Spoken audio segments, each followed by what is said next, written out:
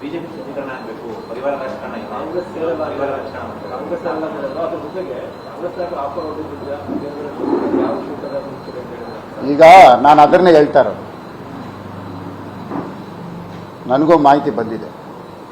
ನಿಮ್ಮನ್ನು ಎಲ್ಲಿ ಬೇಕಾದ್ರೂ ನಿಲ್ಲಿಸಿ ಗೆಲ್ಲಿಸ್ತೀವಿ,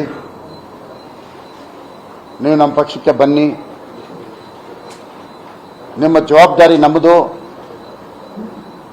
ಅಂತ ಕರೆದಿರೋದೆ.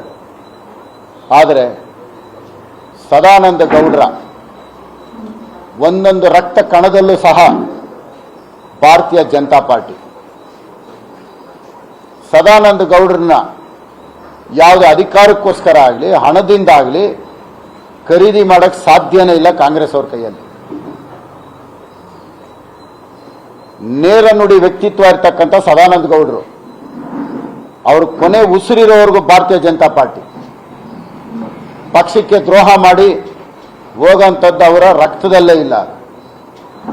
ಇವರು ಪ್ರಯತ್ನಗಳು ನಡೆಯುತ್ತೆ.